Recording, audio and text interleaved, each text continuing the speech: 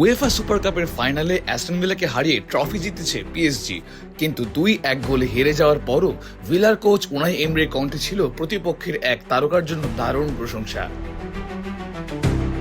খভিচা কাভারাৎসখেলিয়া ম্যাচে মাত্র 20 মিনিটে দুর্দান্ত এক গোল করে পিএসজিকে এগিয়ে দিয়েছিলেন জর্জিয়ান এই উইঙ্গার।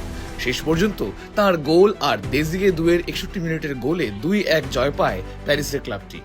ম্যাচ শেষে কাভারাৎসখেলিয়ার পারফরম্যান্স নিয়ে উনাই এমরিকে প্রশ্ন করা হলে তার উত্তরটা ছিল রীতিমতো চমকে দেওয়ার মতো। এমরির মতে, আমার চোখে কাভারাৎসখেলিয়াই ব্যালন ডিওর জয়ের ফেভারিট। শুধু এতটুকুই নয়, ভিলার এই অভিজ্ঞ কোচ জর্জিয়ান তারকাকে বলছেন অসাধারণ। তার মতে বিশ্বকাপে খেলতে না পারা সেরা খেলোয়াড়দের একজন ছিলেন কাভারাৎসখেলিয়া, আর সুপার কাপের ফাইনালে তিনি আবারও দেখিয়েছেন কেন তাকে নিয়ে এত আলোচনা। আসলে গত মৌসুমের শেষটা কাভারাৎসখেলিয়ার জন্য ছিল দুর্দান্ত। পিএসজির হয়ে চ্যাম্পিয়ন্স লিগ জয়ে গুরুত্বপূর্ণ ভূমিকা রাখার পর এবারও ইউরোপের মঞ্চে তার পারফরমেন্স নজর কাটছে, আর সুপার কাপের ফাইনালেও শুরুতেই দুর্দান্ত গোল করে তিনি যেন নতুন মৌসুমের বার্তাটাও দিয়ে দিলেন। তবে ব্যালন ডিওরের লড়াইটা এবার আরো কঠিন। বিশ্বকাপের পারফরমেন্সও পুরস্কারের দৌড়ে বড় প্রভাব ফেলেছে, তাই কাভারাৎসখেলিয়া ফেভারিট হলেও তার সামনে রয়েছে আরো বেশ কয়েকজন বড় প্রতিদ্বন্দ্বী।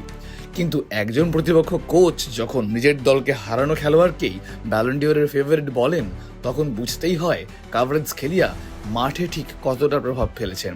তাহলে কি 2026 সালের ব্যালন ডিওর উঠবে কাভারাৎসখেলিয়ার হাতেই?